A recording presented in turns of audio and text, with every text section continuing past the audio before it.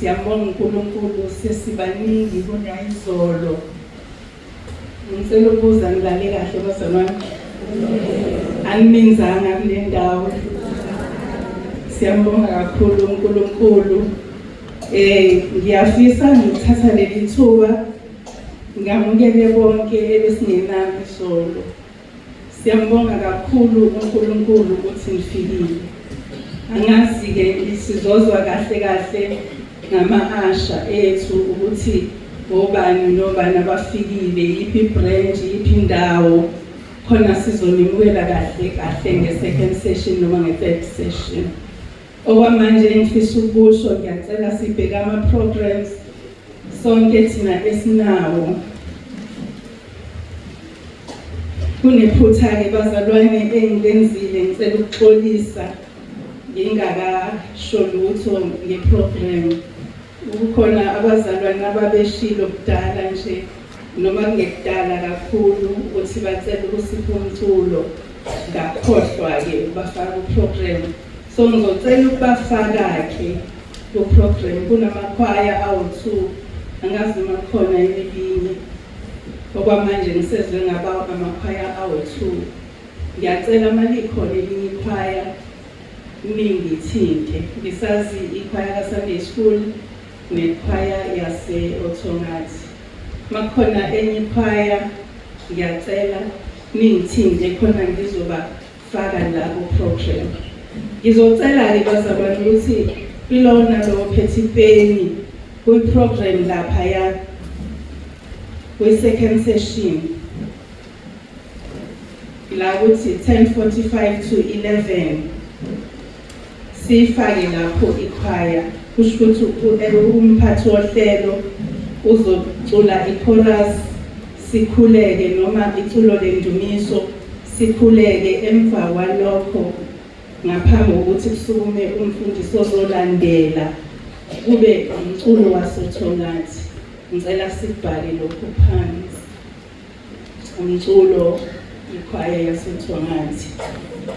Bese kuthi kwi-third session ingxenye yesithathu nakhona futhi ngicela kwenzeke kanjalo ukuthi kube ne-chorus noma iculo bese sikhuleke bese sifake ikhwaya yaka-Sunday School. Ngiyacela nikubhale kanjalo khona uphethe uhlelo ezothi uma esekhuluma ningadideki. Uma ngabe bakhona-ke futhi enye ikhwaya yesithathu sizoyifaka emva kwe-tea break laphayana ku-14:45 kuya ku-16:45. Ilapho la sizoyifaka khona ngaphambi kobufakazi. Angithi ngiyabona abazalwane ukuthi kunobufakazi. Yebo, ngiyacela-ke njengama-manager ukuthi sihleleke siwugcine lo 5 minutes. Ilokho-ke bazalwane uma ngabe sibheka lapha ngaphesheya uday 3 wethu akuseyiwo-ke owethu sekunenkonzo yokubhabhadisa. Siyambonga-ke kakhulu uNkulunkulu ngale program. Ngiyakholwa ukuthi sesilungisile konke kanjalo. Ngaphambi kokuthi-ke sikhuleke ngiyacela sicule iculo 162.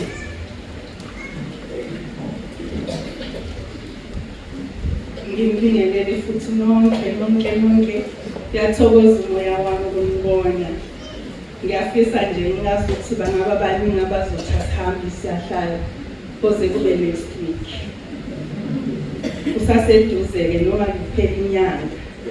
Siyambonga kakhulu uNkulunkulu. Ngiyacela abadumisi-ke bangihlabelele 162 emacilongweni othi Imani Isibindi Makhawe. Silapha nje sizokhungana isibindi. Imani Isibindi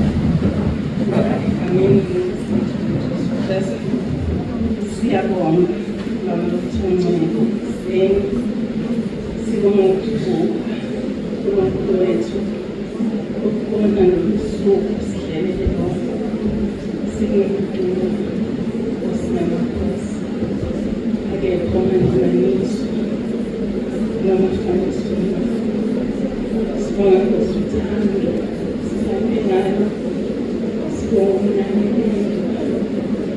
egama leSitho Jesu Kristu sisazofundiswa lapho uNkulunkulu wethu ebakhona phakathi kwethu thumela amakhosi ombili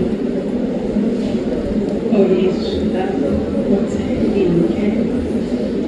uNkulunkulu wethu uhlukanisa nasezibelweni zethu singudumo ngokwazisela uJesu Kristu uNkosi yelizwe lakho uyenelisa izingqondo zethu singacabanga ukuyizwe kodwa sibheke wena siyabonga Jesu Kristu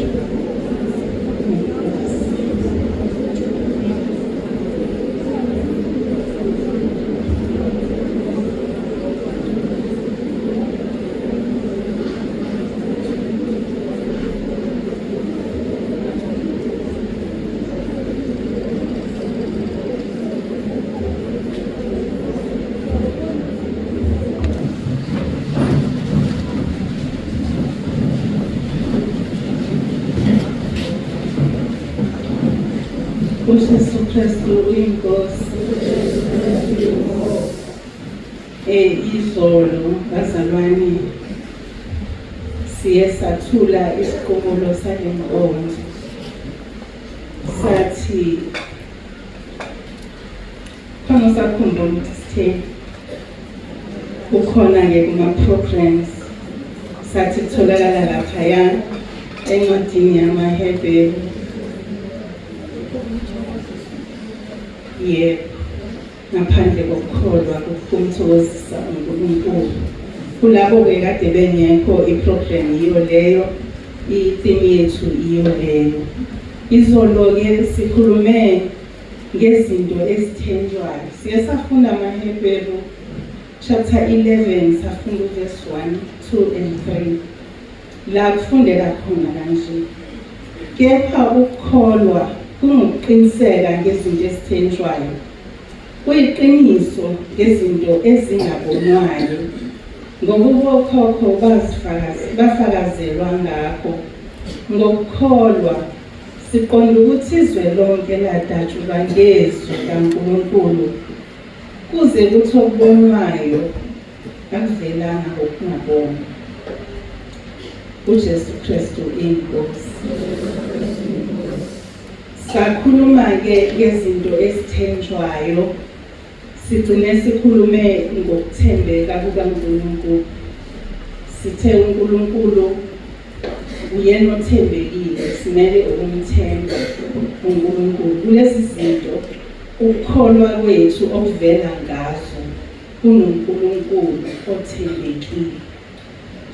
Sase siyaqhubeka sathi uNkulunkulu lelizwi lithi kwadabula izwe ngezwi lakhe. Sase sibheka izinto ezibonwayo nezinto ezingabonwa. Ngiyarecapha nje bazalwane, ngiyadlula. So namhlanje siyadlula ekuthembekeni kaNkulunkulu ngqo. Kodwa ngokuthembekile njalo akupheli ukuthembeka kwakhe.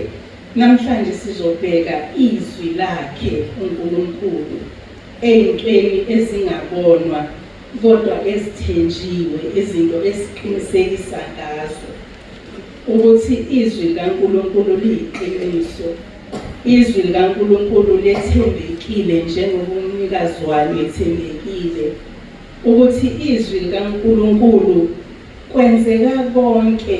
Udale umuntu, wadala umhlaba, izulu nomhlaba, wadala ulwandle, wadala amanzi, wadala amafu ngezwi lakhe. Kumele-ke sikholwa, angithi sithe ukukholwa akukho ukumthokozisa uNkulunkulu uma ngabe singakholwa. So kubiza ukuthi simkholwe uNkulunkulu, sikholwe izwi likaNkulunkulu. Konke akushoyo ngezwi lakhe kuthembekile, kuqinisile, futhi akuguquki, futhi akupheli. Uma ngibheka nje izinto ezikhona emhlabeni zonke ziyaphela. Noma zingasaphelanga nyanyanya siphelelwa isikhathi kuze kungathi ifashini.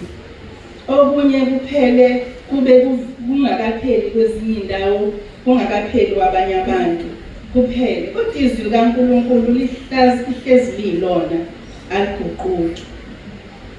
Manje masilibheka izwi likaNkulunkulu ilona okufanele kahle kahle sibambelele kakhulu kulona ngoba ilona eliwumgogodla wokukholwa kwethu.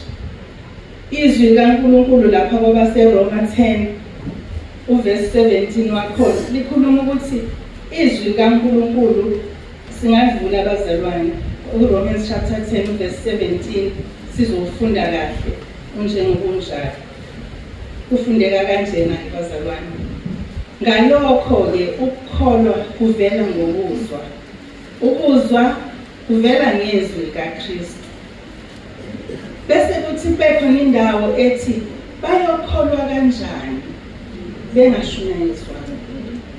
Kusho ukuthi indlebe engike ngathola isimanga abake babuke mhlawumbe njengoba singomama la singababelethi siyaxolisa baba. Hlobisa baba. Kodwa sonke siyathola abantwana. Uma ngabe uthola umntwana akaveli nje kuthiwa esibelethweni usemile umntwana useyanyakaza. Uqale ake anganyakazi.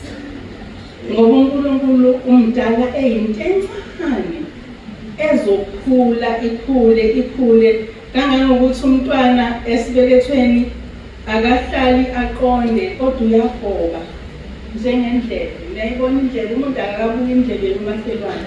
Indlebe ikanje. Indlebe ikanje. Umntwana uhlala kanje ngoba umntwana ulindele usuku la ezothi uNkulunkulu qonda, phuma, qonda.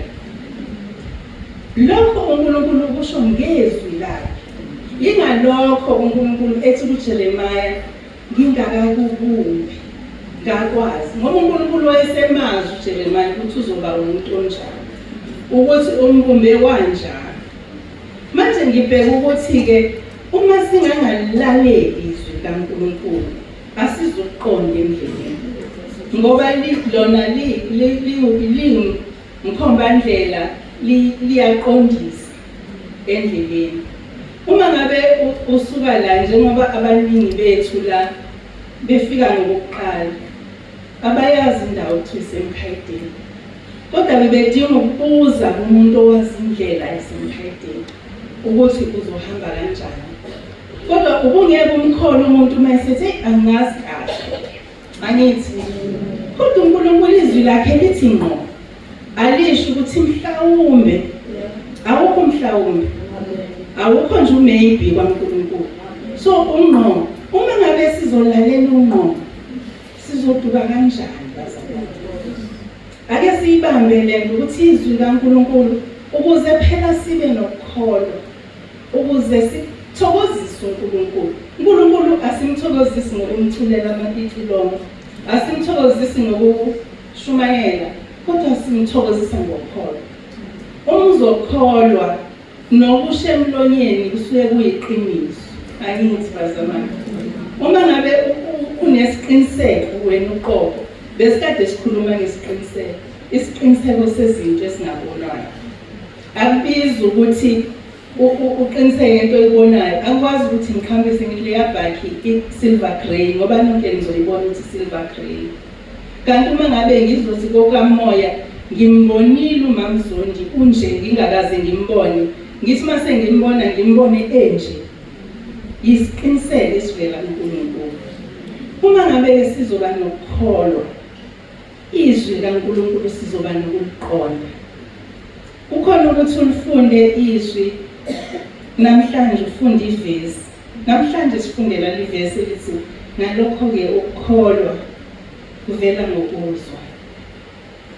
Ukuzwa kuvela ngezwi likaKristu. Bese ngithi mhlambe ngoLwesine ngiphinde ngifunde lelizwi ngoba akulona elami lelizwi. uNkulunkulu uzolibeka ngendlela afuna ngilizwe ngalo ngoLwesine.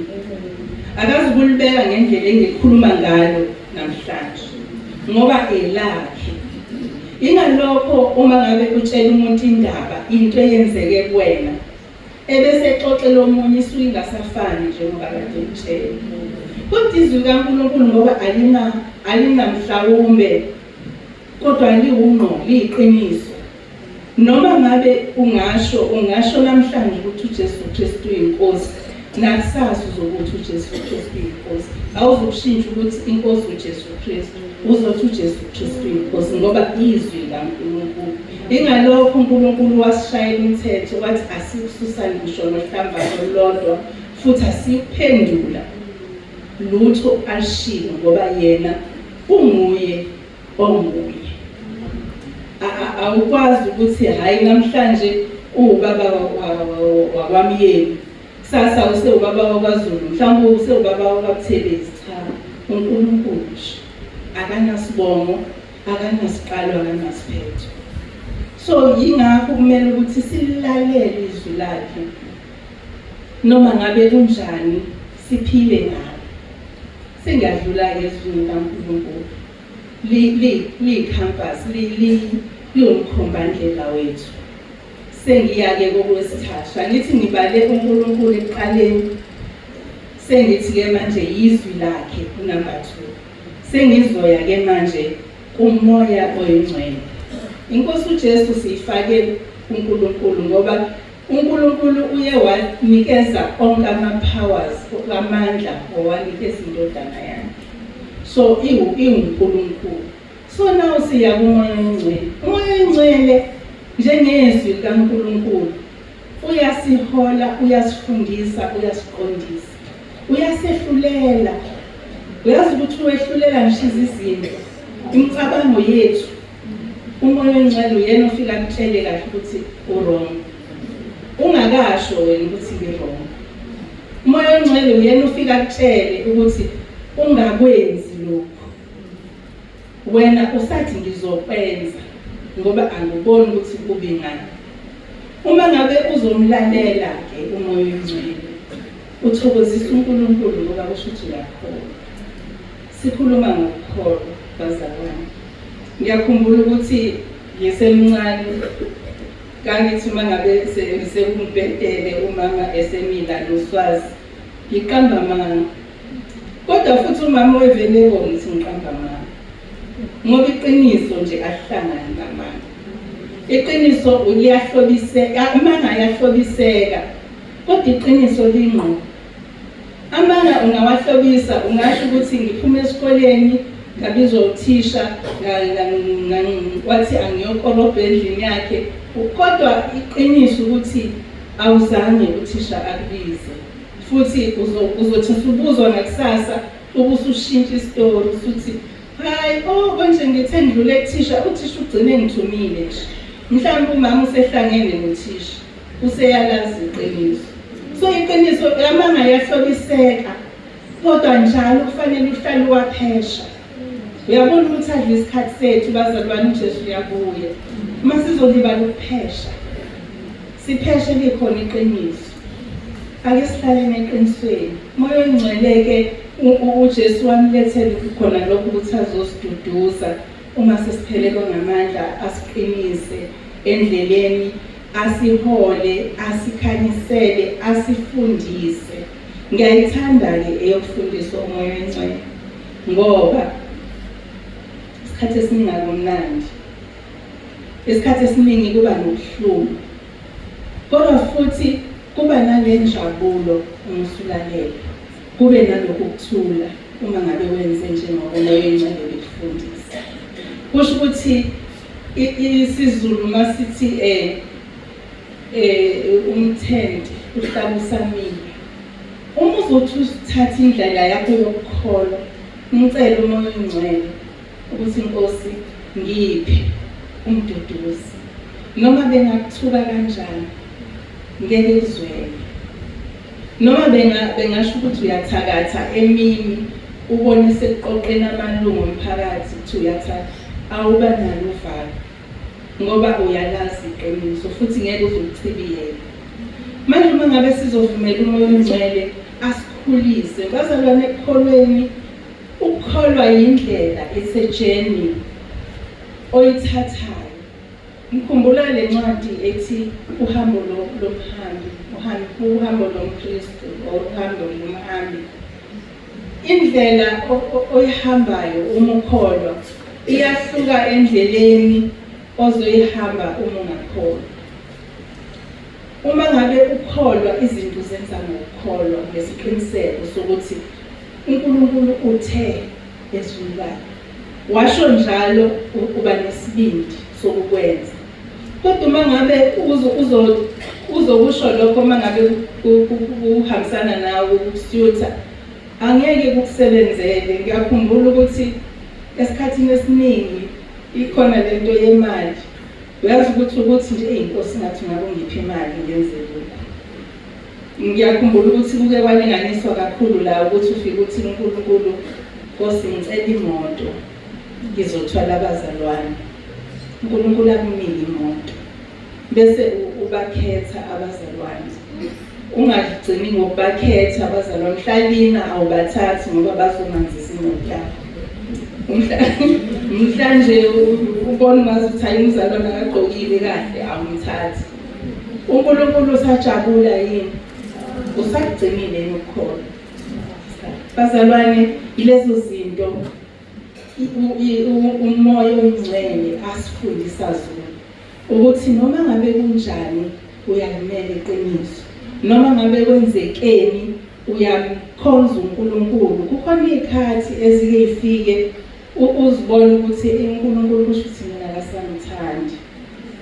Hayi bazalwane, uthi ezwini lakhe njengamukho ubaba ongayiyali indodana. Thina-ke yini sizwele uNkulunkulu uma engabe siqondisa? Umoya ongcwele uyasiqondisa, sesiyazwela, uNkulunkulu mina akangithandi. Uma ngabe sizobheka nje indaba zikamoya ongcwele ukuthi ukukholwa khona uqobo kuyisithelo sikamoya ongcwele. Awukwazi ukuthi uvele ube nomoya ongcwele ungakholwa, ngoba umoya ongcwele akahlali endaweni engcwele. So kubiza ukuthi hlanza indlu yakho ubese ube ngcwele, bese umoya ongcwele abe khona akufundise konke, akuqondise. Lithi-ke ivesi lapha yakuJohane 16:8 lithi umoya ongcwele uyoqondisa izwe ngesono. Angeke ufane uzazele ukuthi kuyisono ngaphandle ukuthi umoya ongcwele akhulume kuwena ukuthi uNkulunkulu athi lokhu hayi, intwana kaNkulunkulu akakwenzi. Iqondisa ngesono, aphinde ahlulele izizindlo zethu. Ngike ngayiphatha-ke ukuthi uyazihlulela umoya ongcwele izindlo zethu. Uthi ucabanga kabi ngomunye umzalwane, athi umoya ongcwele uthanda umakhelwane wakho njengoba uzithanda wena. Usathi usayishaya injwaya kamakhelwane, athi othanda umakhelwane wakho njengalokho uzithanda wena, ubeyithumile yini nje? Wena uma ngabe ungeyakho uyayithuma yini ukuthi yeka amakhelwane uyabona? So umoya ongcwele uyena ohlulela ngisho izizindlo zethu, ahlulele ngisho izinto ey'cashile. Ilezi zinto esithi hayi kuncane lokhu, nabazalwane ngeke babe nandaba. Kodwa umoya ongcwele asho ukuthi hayi, uNkulunkulu akakufuni lokhu. Ingalokho-ke bazalwane, kuthiwa sibaningi thina esibheke esihogweni ngoba sithatha izinto lula, sizithathe ngendlela yethu yasemhlabeni. Bese-ke ngizeke ngicela ukuphinde ngimbize-ke iNkosi uJesu Kristu abe unumber 454 ukuthi yena uthi uyindlela neqiniso. Uma ekukholweni kwethu sizomshiya, ngiyafisa nje ukungamenshini amabandla, kodwa ngiyafisa ukukhona abanye abayishiya indlela kodwa bakhetha umuntu abahamba naye endleleni. Bese uma ngabe eseshona lowo noma esefa, abese beqhubeka nokumenza isithixo. Belokhu bemweshipha engeke ebenze lutho. Sikhulumile-ke leyizolo. Kodwa ngiyathanda nje ukusho ukuthi bazalwane, iNkosi uJesu iyindlela, iyiqiniso, iwuphila. Awukwazi ukumchibiyela. Awukwazi ukuthi ngelinye ilanga uyilesi sigora esinamandla esinolaka. Uyazi ukuthi ezwini likaNkulunkulu akukho la uJesu ebanolaka khona ngaphandle kwangamhlaba bedayiselana ethempelini. Yilapho-ke la avuka khona isikhwele sikababa osendubaba kwakhe. So namanje isikhwele sikaJesu siyasibona emathempelini lawa ayimizimba yethu. Akafuni nemizimba yethu. Kodwa thina siyayiphendula siyenze izinto okungezona, okungesithempeli lakhe. Ngiphuthumeke ngidlule uma nje ubambe lelo ukuthi iNkosi uJesu uyena oyindlela. Awungeke uzifinyelele kuNkulunkulu ungahamba naye. Futhi uyena oyiqiniso. Angeke uzimchibiyele. Futhi uyena ophila.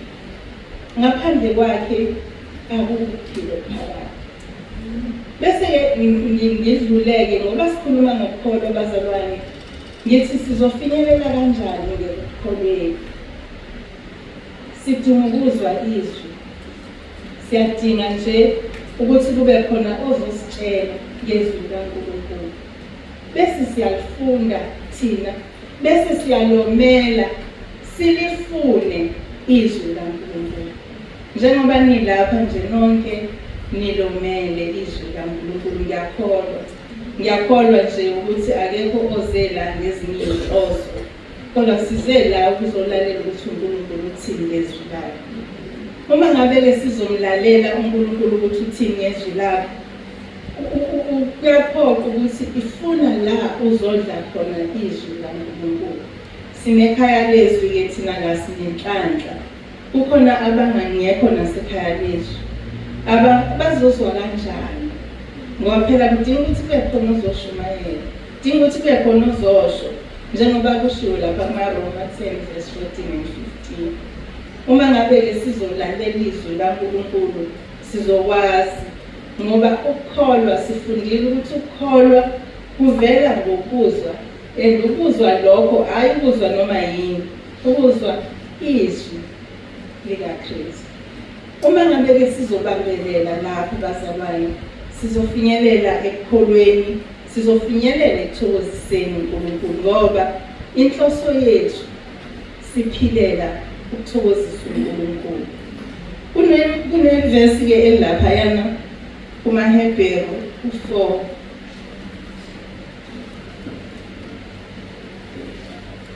umaHebheru chapter 4 verse 12. Lapho kuchaza khona ngokuthi izwi likaNkulunkulu libaluleke kangakanani. Kuthiwa-ke izwi, ngokuba izwi likaNkulunkulu liphilile, linamandla, libukhali. Sithi sihambe endleleni enguJesu, kodwa siphathe leli zwi ngoba liphilile futhi libukhali. AmaHebrews 4 verse 12. Linamandla, libukhali nezinkemba zonke ezisikanhlangothi zombili. Lihlaba kuze kuhlukaniswe umphefumulo nomoya, namalungu nomkanje. Lahlulela imicabango nezizinto zenhliziyo. Sike sayikhuluma-ke lento. Sathi nomoya oyingcwele uyakwenza lokho okwenziwayo okushiwo kukaNkulunkulu. Umoya oyingcwele uyayihlulela izisindo zethu. Noma ungathini, uma uzomvumela ukuthi akhulume ngokuzwakalayo kuwena. Uma ngabe kunomsindo empilweni yakho, awukwazi ukumuzwa umoya oyingcwele ukukhuluma. Uma umuntu ohlezi ebhizi ngezinto ezingenamsebenzi, ngeke uzumuzwe umoya oyingcwele ekhuluma empilweni yakho. Kodwa uma ngabe uzothula, lithi izwi likaNkulunkulu, thula wazi nje ukuthi ngimthixo. Uma uzothula nje wazi ukuthi uNkulunkulu onguNkulunkulu unguye onguye, umoya ongcwele uzomthumela kuwena, umoya ongcwele uzokuqondisa nangesono, umoya ongcwele uzokwehlulela izinto zakho. Uyazi ukuthi sibaningi esesithakatha ngendlela emangasayo singabazalwane ngenxa yesizindlo. Uyazi ukuthi izinto ziney'dumbu emakhazeni, izinto zethu. Uma kungathiwa nje kuyavuleka ukuthi kuvezwe nje ukuthi ucabangani, bakhona abangeke befise ukuthi siphinde sibabone nje ukuthi hawu ngaze ngasehlazweni. Kodwa ngoba uNkulunkulu umuhle, uNkulunkulu yazi ukuthi uNkulunkulu uyinono ngendlela engasayo. Ukucabanga ukuthi abantu benza izinto ey'nkulu, senza izinto ey'nkulu bazalwane, kodwa uNkulunkulu angase-expose. Nike niyicabange leyo nto. Ngoba uyinono uNkulunkulu ngempela, uyena obefanele ukudunyiswa, uyena nje obekufanele akhonzwe, uyena nje obekufanele simlalele noma ngabe siyagula, simbonge nangakugula lokho. Ngiyakhumbula ukuthi ngisemncane ebandleni lengikhonza kulona lesinamaklasi. Ufika ube ku-Sunday school, phume ku-Sunday school ungene eklasi. Awukakabi umuntu omusha, usephakathi nendawo. Uma usuphuma kulelo klasi usungena eklasini-ke lama-teenager, usuzoba umuntu omusha. So kulelo klasi sasesifundiswe ukuthi uNkulunkulu ungubani, nanokuthi uNkulunkulu singafundisi ukuthi umthokozisa kanjani uNkulunkulu. Sitshelwe nje izono eziwu-2 nje ezaziba khona lapho.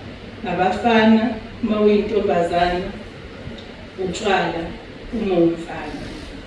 So kwakuba yileyo nto nokubhema-ke. So uma ngabe kunjalo, ngenxa yokuthi sasifunda eklasini la sasithola khona ithuba lokufunda iBhayibheli, ila sasesibone khona ukuthi uJesu ungubani.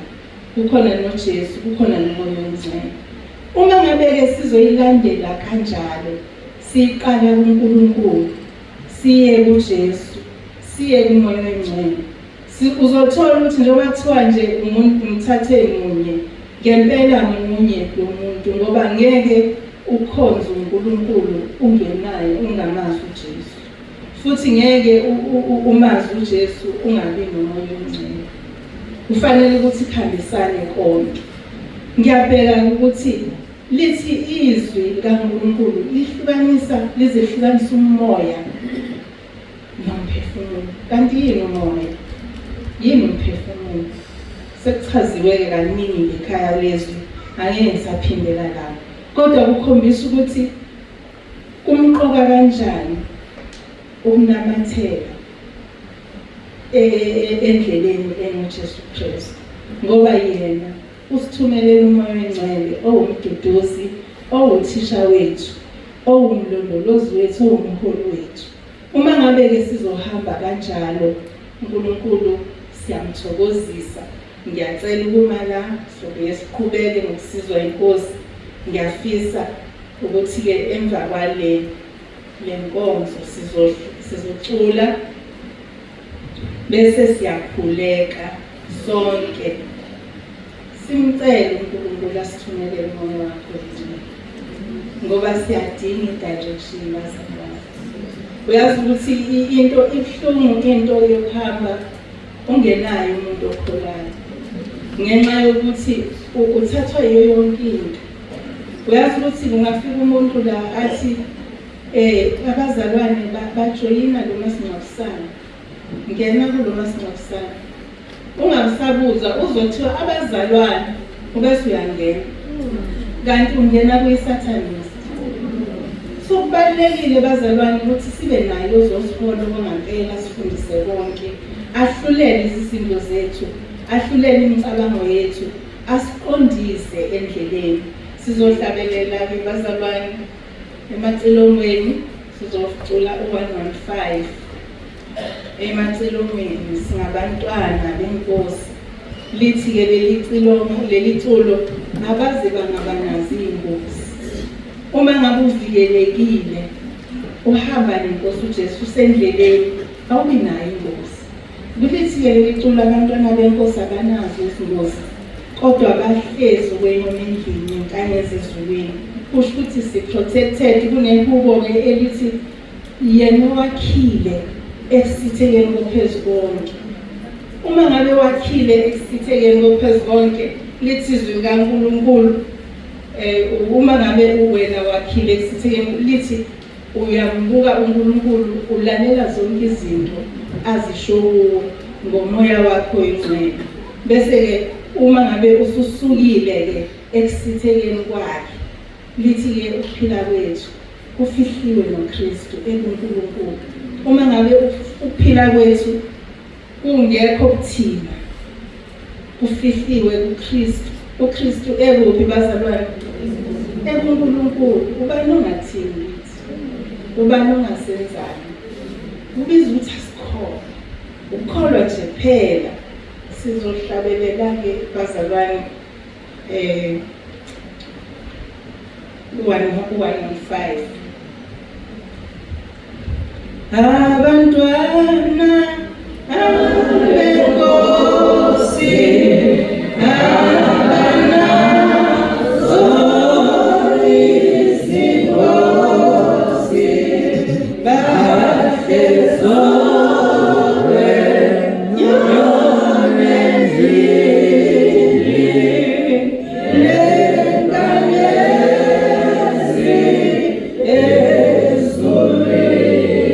Inkosi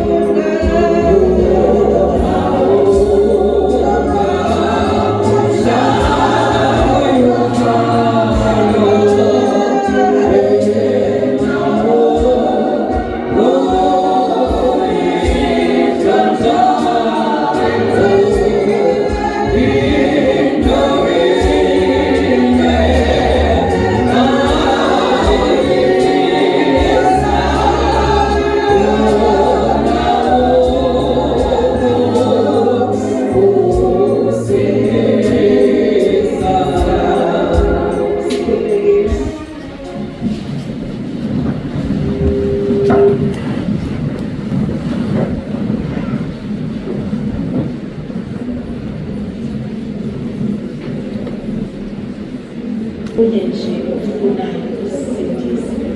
Siyabonga Baba wethu, siyabonga sibonele ukuthi Nkosi samele sibonga Nkosi siyafisa ukuzwela sikanjeni isandla sonamandla siyafisa ukuzwela siholwa isandla siyafisa ukuzwela ukusana impilo zethu nakhona kuhlangana siyabonga Baba wethu kanjalo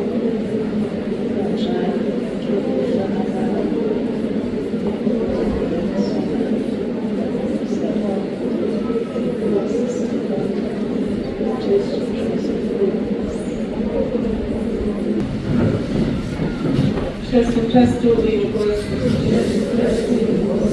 ngisheshe ngaqeda abazalwane isikhathi sikhona kusona manje isikhathi se-break.